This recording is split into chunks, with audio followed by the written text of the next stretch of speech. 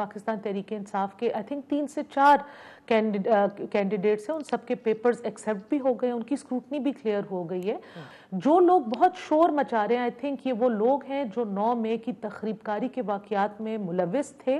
और उनमें मतलूब हैं। और ये अब इलेक्शन की आड़ में अपने जो ये एक इनके ऊपर जो क्रिमिनल किस्म के केसेस बने हुए हैं, ये उनको फोरगो कराने के चक्रों में है या उन केसेस से भागने के चक्कर में है, क्योंकि जो लोग इन केसेस में इन्वॉल्व नहीं थे तो उन लोगों के पेपर्स भी एक्सेप्ट हो गए हैं, वो इलेक्ट्रल प्रोसेस का हिस्सा भी हैं। मुश्किलात उन चंद लोगों के लिए हैं जो लोग 9 मई के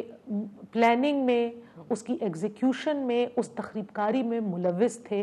देखिए जी, सिक्योरिटी के हालात साजगार नहीं हैं। इलेक्शन के लिए माहौल बिल्कुल साजगार है क्योंकि हम इलेक्शन से ऑलरेडी ओवर टाइम हो गए हैं और हम जितना इलेक्ट्रल प्रोसेस को डिले करेंगे उतने ही मुल्क में एक अफरा तफरी का माहौल जो आजकल बना हुआ है वो मजीद फैलेगा। मौलाना साहब, क्यों अभी तक आपको लगता है कि इलेक्शन मोड में आने को तैयार ही नहीं है समर? सिर्फ मौलाना साहब नहीं, अगर आप देख लें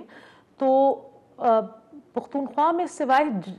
जमात इस्लामी और अवामी नेशनल पार्टी के ना किसी पार्टी ने अपना मंशूर दिया है, ना किसी पार्टी ने अपने कैंडिडेट्स को वाज़ेह किया है। इवन वो पार्टी जो इलेक्शन चीख रही है, उन्होंने अपने कैंडिडेट्स को नहीं वाज़ेह किया हुआ, इसलिए क्योंकि मुझे लगता है ये पार्टियां इलेक्शन कम और सिलेक्शन ज़्यादा चाहती हैं और इनकी जो भाग दौड़ और कोशिशें हैं वो बिहाइंड क्लोज डोर ज़्यादा हैं, क्योंकि अवाम के बीच में ये नज़र नहीं आ रहे, अवाम के बीच में इनके रवाबित नहीं है।